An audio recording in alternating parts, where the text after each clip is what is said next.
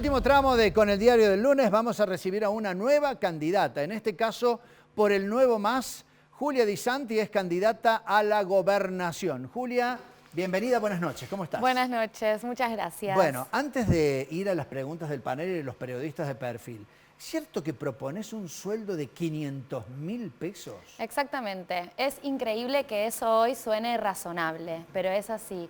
En realidad nosotros proponemos que nuestro salario equipare el poder adquisitivo que teníamos en el 2015 en dólares y que esté por encima de la canasta familiar. En 2015 la canasta básica que estaba en 6.000 pesos y un salario mínimo estaba en 13.000, un salario promedio.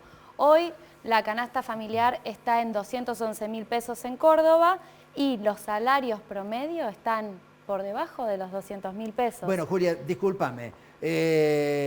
Vamos a ir a la discusión con los panelistas, los periodistas de perfil, Diego Caniglia, María Esther Romero, Julio Busaniche, porque me parece que a más de uno, 500.000 pesos en el bolsillo todos los meses. Sí, ya hay gente que quiere votar acá. Sí, me imagino. Julia, no, por ahí yendo más a lo electoral y a lo partidario, el Nuevo Más hizo un intento, ¿no?, de unificar a toda la izquierda en Córdoba. Bueno, finalmente eso no pasó, pero bueno, contanos un poco cómo era la expectativa y finalmente por qué no se pudo concretar un espacio común para toda la izquierda. Hay mucha pelea por cargos en la izquierda y eso se nota hoy en lo que está ocurriendo a nivel nacional, que van a listas internas para dirimir esta pelea interna tan lamentable. Nosotros hicimos un llamado, hubiese sido la primera vez que en Córdoba se conforme una sola lista de la izquierda y esto fue imposible, pero seguimos apostando a eso. A raíz de esta discusión que van a ir a un paso de toda la izquierda, nosotros creemos que tenemos que incorporarnos en ese espacio y seguimos esperando que eso se abra, ¿no? Porque nos parece muy importante. El país se encuentra en las puertas de una crisis histórica. La crisis económica es inmensa. Se fortalecen, lamentablemente, espacios desde la derecha. Entonces nosotros tenemos que poder proponer desde la izquierda una alternativa que contrapese todo ese debate. Hay debate de fondo en el país, de cómo se sale de la crisis. Y no puede ser que ese debate lo acapare la derecha. Ahora, ¿llegaron a una instancia de negociación y no se pudo avanzar o ni siquiera ese espacio hubo?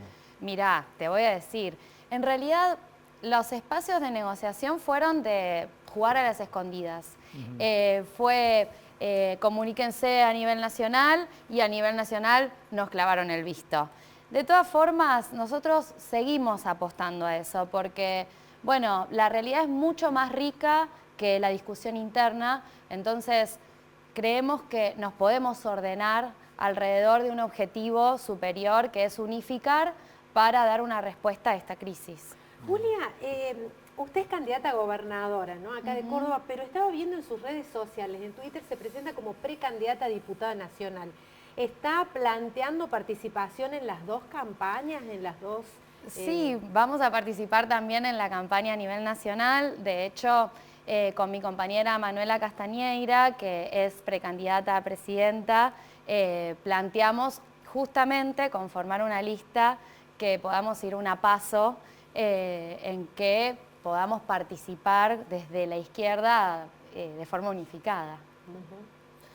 Julia, volviendo a esta propuesta de el salario básico de 500.000, suena como un poco utópico, ¿no?, teniendo en cuenta la realidad que estamos viviendo hoy y también marketinero, por decirlo de alguna forma. ¿Cómo se logra eso? ¿Cuál es el sustento, el fundamento que ustedes tienen para llegar a ese número y a realizar esa propuesta? Es utópico si lo pensás desde las moneditas que ganamos los trabajadores, pero si lo pensás desde que en Córdoba, por ejemplo, Fiat, Iveco, Renault conforman el 35% de la producción automotriz, o somos el 38% de la producción agropecuaria a nivel nacional, y pensás los millones que ganan esas empresas, no parece nada utópico, porque en realidad ganar un salario acorde a lo que estás necesitando para vivir, que sería además una medida antidolarización, porque pone el eje en el peso, es una medida de soberanía, porque cuestiona las ganancias que se van afuera, esas ganancias, hiperganancias que se producen, la fugan, como el caso de Vicentín, ¿no? Que es un gran caso emblemático. Bueno, extraigamos las ganancias de las principales empresas de nuestro país, principalmente en Córdoba, arrancando por Córdoba, pero yendo a nivel nacional. Entonces, extrayendo ganancias de los principales capitalistas, justamente es que proponemos mejorar nuestras condiciones de vida. ¿Qué significa, Julia, extraer ganancias de las empresas? ¿Cómo se concretaría? ¿Le pones un tope a las ganancias y a partir de ahí se reparten utilidades entre trabajadores? ¿Cómo sería? Es una medida por decreto, en realidad. Es una medida que vos podés implementar cuando abrís los libros de las empresas y ves los millones que ganan. Porque nadie me puede cuestionar que Fiat, Renault, Iveco, Arcor, Bagley, Coca-Cola, que acaba de despedir 7 trabajadores y que hoy a la mañana hubo movilización. Incluso a nivel nacional también ocurren, por ejemplo, hoy en Salta hubo movilización por docentes y salud. El deterioro del salario es enorme. Nosotros estamos ganando por debajo de una canasta familiar y justamente es algo de lo que no se habla en estas elecciones. Está bien, pero me parece que por ahí lo que Diego apuntaba es cómo se financia o cómo se sostiene este esquema, ¿no? Porque si vos decís, abrimos los libros de las empresas que ganen plata, todas las empresas están para ganar plata, hay que pensar en algún mecanismo que sea sustentable en el tiempo, porque si no una empresa no va a querer seguir trabajando si la ganancia queda en los trabajadores. Lo que pasa es que esto así no es sustentable. Nosotros estamos viviendo en una situación en la que entramos a un periodo electoral en el que no se habla de salario, no se habla del deterioro de las condiciones de vida, se habla de rosca, de saltar de un espacio a otro, y parecen medidas imposibles, pero en realidad cuando nosotros pensamos en que tenemos la obligación desde la política de dar una respuesta al conjunto de los trabajadores y las trabajadoras, como lo piden en Salta los docentes y la salud movilizados, como lo hicimos nosotros, yo soy docente, estuve participando de la movilización, bueno, no hay tanta explicación para dar. Ahora, 500.000 para todos los trabajadores sería un mínimo. Sería un mínimo, un salario mínimo del cual partir. Mejoraría además las condiciones de precarización, porque cuando pensamos, por ejemplo, en el sector precarizado de la juventud, los trabajadores por aplicación, por reparto, cuando pensamos en todo el sector de jubilados que cobran la mínima, en todo el sector monotributista que se encuentra contratado, que podemos también plantear ¿Y ahí un pase a planta. ¿Incluidas las pymes? Bueno, con las pymes es particular, porque justamente lo que hace falta es las pymes de 2, 3 empleados, ¿no? Las pymes en serio, no las pymes que se hacen pasar como pymes y son empresas de 300 empleados.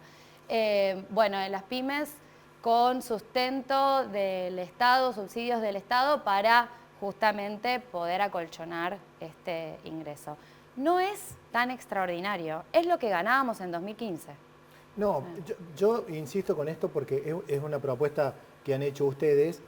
Yo digo la metodología, la implementación, porque me parece que nadie estaría en desacuerdo con eso. De hecho, cuando ustedes hacen campaña seguramente reciben mucha adhesión, que después tal vez no se refleja en los votos y ato esto a lo que dijiste cuando empezaste de que no había una unidad dentro de la izquierda. Yo insisto con esto de la implementación. ¿No tienen ahí un rechazo cuando ustedes hacen este planteo tan antiempresa, por decirlo de alguna forma? Lo que pasa es que alguien tiene que hablar de las necesidades que tienen las trabajadoras y los trabajadores. Porque cuando viene a los canales va Milei, que es el político que más minutos tiene en la televisión de los últimos 4 años. Y justamente le preguntan sobre sobre cómo implementaría, cómo saldría la crisis. Bueno, es la propuesta, que es una mentira, la dolarización. Eso no resuelve los problemas de nadie, al contrario, cierran las empresas, la dolarización, y te quedás sin fuentes de trabajo como pasó en los 90. Bueno, si vos pensás, ¿quién resolvería esta crisis? Justamente Milei es un perro guardián de los capitalistas, de los empresarios. Bueno, nosotros sí estamos planteando cuestionar las ganancias de los empresarios, porque en realidad la riqueza es una sola. Julia, la cuestión es cómo la repartimos. ¿Y por qué está teniendo tanta adhesión Milei entre sectores populares, incluso entre sectores de trabajadores? ¿A qué se debe eso? Bueno, hay un fenómeno internacional. No es que lo vota solamente, o a lo mejor, el sector neoliberal, los empresarios. Hay mucha inserción de Milei en sectores populares. Sí, hay un fenómeno internacional que no se puede negar en relación al crecimiento de la derecha, que, como siempre digo, es multicausal. La derecha hace pie en sectores culturales, en sectores bajos a nivel cultural, hace pie en sectores de clase media apoyándose en ese prejuicio, en ese resentimiento, y hay todo un sector que busca una salida a la crisis. Esa es la discusión, ¿no? Bueno, ¿quién me resuelve este sistema? Y justamente, bueno, lo que ocurre es que aparecen como mesías, ¿no? Soluciones mesiánicas. Y en realidad es muy importante abrir la discusión porque quienes hemos estado participando de distintas luchas, de distintas batallas, como por ejemplo en mi caso fui parte de la pelea por el derecho al aborto, o soy parte de la pelea docente que planteamos la derogación de la 10.694 que nos lleva a las jubilaciones a la miseria, o que peleamos por una paritaria que lleve nuestro salario que nos garantice condiciones de vida dignas, ¿no? O contra el maltrato laboral, que también se vive en las escuelas. Bueno, ahí estamos los que defendemos los derechos y ahí estamos los que podemos plantear una salida colectiva a toda esta problemática que es una crisis tan profunda, que es histórica y que es tan solo esta coyuntura. Las elecciones son un acto en esta gran coyuntura que justamente van a haber desenlaces luego de las elecciones cuando los gobiernos empiecen a tomar medidas. Es muy importante fortalecer estos espacios que defendemos nuestros derechos y que no nos planteamos en el resentimiento, en el odio, en el prejuicio. Bien, nos queda espacio para una última pregunta. Diego. ¿Cuál es la expectativa que ustedes tienen para las elecciones del 25?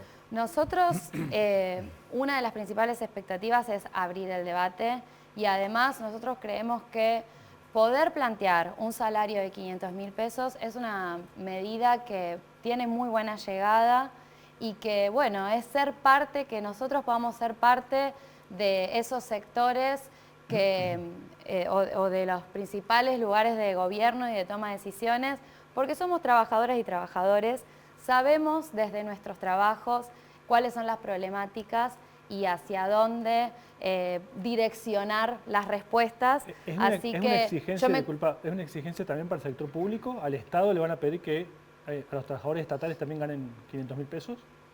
Por supuesto, es para el empleo público y privado. Bien. Sí, es una medida... Uno se pregunta si va a alcanzar la plata. Yo creo que nos va a quedar viejo, si seguimos así nos queda viejo para el... Lo planteaste desde las empresas. Ahora, para el Estado provincial, conseguir 500.000 pesos para cada uno de los empleos públicos va a ser duro, ¿no? Bueno, pero se han hecho obras monumentales con la plata de nuestros impuestos, obras que no resuelven las problemáticas cotidianas y las necesidades de las personas, sino que más bien todo lo contrario.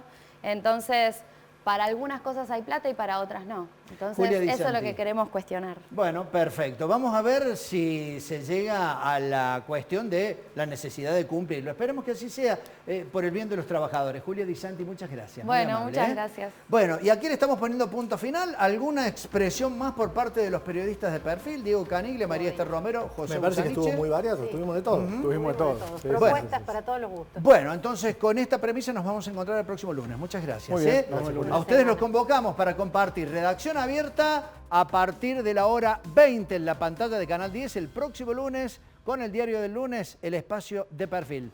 Que tenga buena semana.